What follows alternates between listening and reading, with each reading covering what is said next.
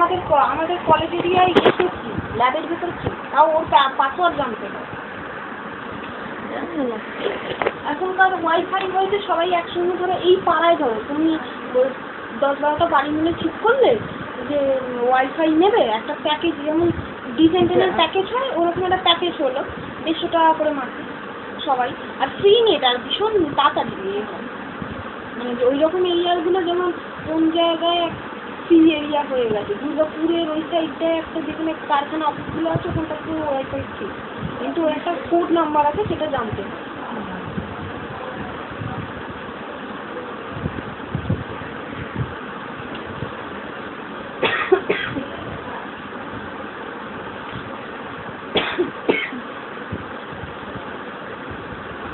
কত দিয়ে দেবেন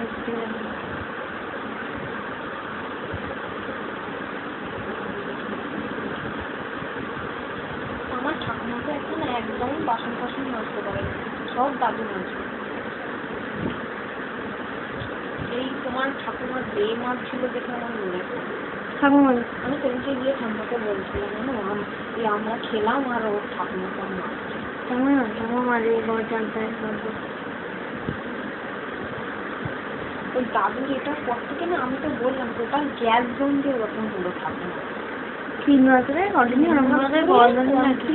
একটা অত বড় মানুষের তারপরে কি রাত্রিরে ঘুমোতে পারতো না ওরকম জ্বালাতো বলে নিজের নামার ক্ষমতা ছিল না পুরোটা একদিক থেকে পুড়ে গেছিল এখন কি হয়ে গেছে এ করে করে কি হয়েছে তাকে বলে ওই এক্সারসাইজ মানে ওই ওই করে করে ঠিক হয়ে গেছে এবারে তখন বলছি শুধু বুটানকে দেখে যাও মেজো আসার বুটানকে দেখে যাও বুটানকে ওই অবস্থায় নাকি ও 3 উঠে ডেকে আনবো তুমি যাবে না আমি ডেকে আনছি ওদিকে উঠতে পারছে না না কেন উঠতে পারছি না আমি তখন কি বলি যে তোমার একদিক পড়ে গেছে আমাদের তো কাউকে চিনতেই পারতো না ঠাকমা ছাড়া ওই দেখছে তুমি তুই কে পড়ে এখন সব আবার ঠিক হয়ে গেছে আর কিছু মনেই নেই তখন কোন টাইম না সেই কি কথায় দাদুটা এখন টাকা দেয় না ভাই ফেরাতে টাকা দেয়নি কেন ভাই ফেরার সময় কোথায় ছিলাম টাকা দিইনি আমি বলছি কোথায় ছিলাম আমি কেন কিন্তু হসপিটালে বসে পায়খানা করছি হ্যাঁ আমরা দেখতে গেলাম পরের দিন কিছুই জানে না আর মনে নেই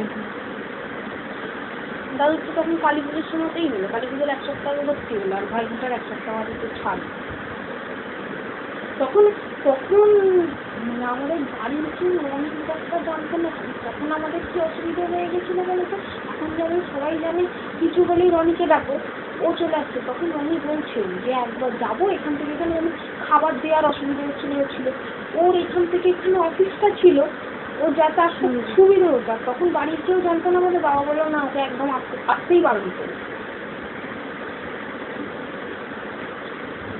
মানে সে বাবাকে দোকান বন্ধ করে রাত্রিরে থাকতে হতো পিছনে সবাই থাকতো রাত্রিতে একজন করে থাকতে হতো তাও তো হাওড়ায় ছিল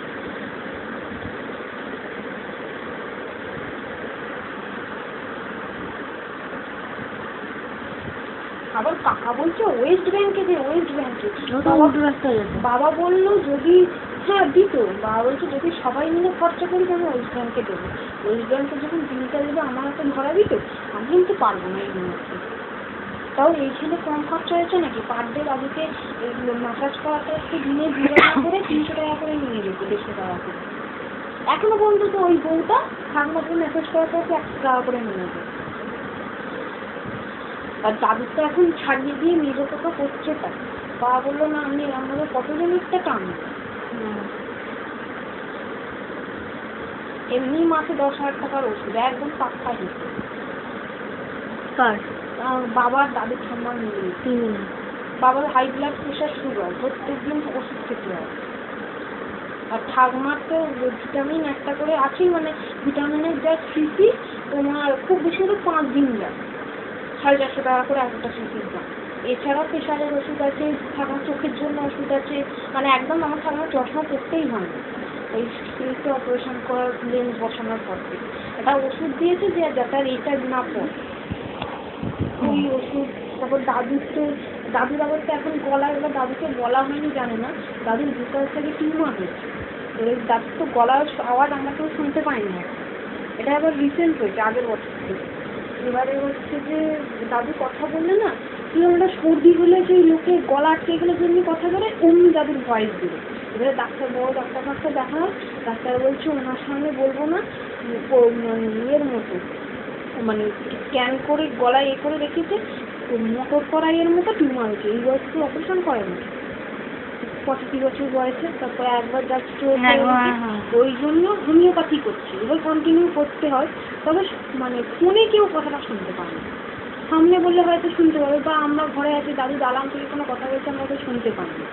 এবারে সাথে সেটা তো দাদু রেগে যায়, দাদু তো ভাবছে আমি বলছি কেছি, কিন্তু আমার একটা কানে এসে পৌঁছাচ্ছে না। পাশে বসে থাকলে সব শোনা যায়, ওই জন্য আমার মেয়ে ছেলেকে লাগায়, আমার সাথে কেউ কথা বলে না, আমি তো ঘিটা কোনো মতো বাড়িতে করি। আর বাবা দোকান থেকে এত রাত্রিরে আছে, এই হয়েছে ওই হয়েছে, আর দাদুর ভীষণ লাগান লাগান করা সব বাবাকে বলবে, আর বাবা তো কিছু শুনতেই পায় না। এই বাবা যেন কান করে না, আমাকে একবার এরকম করে নিজে ও ছাড়া গেলে পাইকারি করে নিজের কাজটা করে না। এখন শুধু বাপ মেয়েরই ছাড়া চলে, আমার আর কোনো এখন দাম নেই। বাপ মেয়ে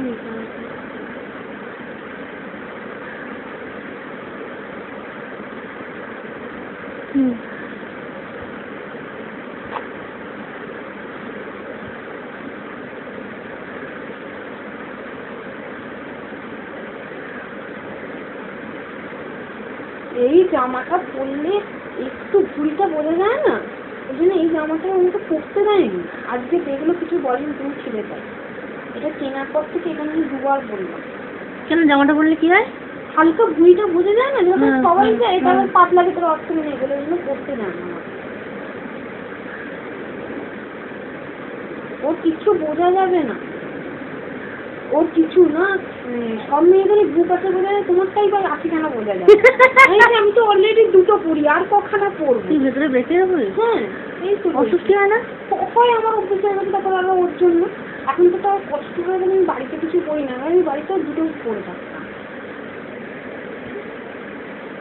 আর কলেজ গেলে তো প্রথম তো 3টে পড়তাম ওনার জন্য, এর ওপরে চেক জামা হয় না বাচ্চাবেলায় পরে, ওই রকম লং চেক পড়তাম আমি এই দুটোর ওপরে। ওখানে গিয়ে কি নাইটির নিচে সব পরে বলবি? কোথায়? শ্বশুরেতে গিয়ে এই দুটো তো পড়বো। গরমকালে পরে বসতে থাকবি? আমি তো পড়ি তো। গরম হয় না বলে কি করে? তাও এক এক সময় পড়ি না। বাড়িতে পড়বো না, ওখানে পড়বো। তখন আবার আমার দেওর আছে, কখন কোন দিকে আমার দেওর আবার কোন দিকে কখন টাকা আমার বরের চোখ যাবে, তখন আবার আমাকে দেবে ভালোতে। জয়েন্ট ফ্যামিলিতে মুশকিল করতে হবে। অবশ্য আমি একা থাকলে তখন কিছু করবো না। হ্যাঁ, তুই ওই বাড়িতে থাকিস তাহলে করতে লাগবে। তারপর আবার শ্বশুর থাকলে করতে হবে, শ্বশুর তো থাকবে, কোথায় যাবে?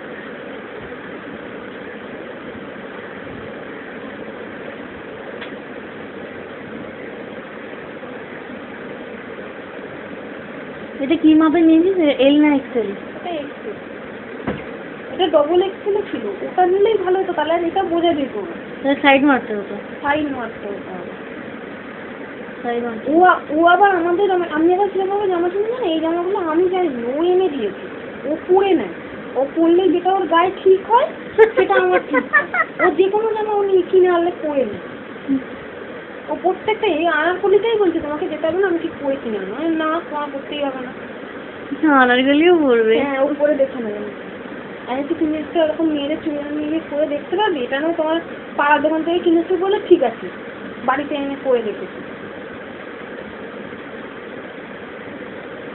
ওই তো একদিন আমাদের বাড়িতে এসছে, আমার ঠাকুমা বুঝতে পেরেছে, পরে বলল তোমার মানে ও বসে গল্প করছে, এগুলো যেন আমি নিয়ে গিয়ে রেখেছি।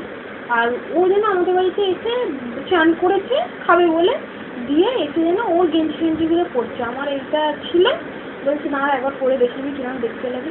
তোমার পরে নিয়েছে, আর কষ্ট করে তো ঠাকুমা এসে গেছে, যতই পিছন করুক ঠাকুমা একটা নাতনির জিনিস চিনতে পারবে না। ওর সামনে পরে বলছে রনি তোর ওই জামাটা পরেছিল না কেন? আমি তো ও দেখছিল পরে। ও বলছে তাহলে ওই একসঙ্গে একসাথেই কেনা হয়ে যাবে, ও আর গেঞ্জি পরবে না, আমার এগুলো পরেই যাবে। বলছে তাহলে এই লাউগুলো কি হবে? ওর তো একটা বল লুকিয়ে দিবি তাহলে। আমার ঠাকুমাও হেভি দেয়, ও সব কিছু পরে পরে দেখবি। না না তোমার আমার মানে প্যান্টগুলো এখন আমার বাবা কিনে এনে দেয়, আমি সাইজ বুঝতে পারি না, আর আমি আমার দোকান থেকে কিনতেও পারি না। এবারে আমাকে বলছি তোমাকে ওগুলো কে কিনে এনে দেয়? আমি কেন বাবা? না কেন বাবা কিনে এনে দেয় কেন? বাবাও কি পরে পরে দেখি কিনে আনে নাকি তোমার মতো নাকি আমার বাবা? না তাহলে এক কাজ করবে, একদম আমার মাপের কিনে নেবো, আমার আর তোমার দুজনের একসঙ্গে হয়ে যাবে। তাহলে তোমার কাটিং আলাদা, আমার কাটিং আলাদা। বলছি ও তাই কই আমি জানি না তো, আমি কি স্যার দোকানে কিনতে গিয়ে একবার দেখে নেবে। চুরি নিয়ে নে। এক একটা জিনিস এই আরো জিনিস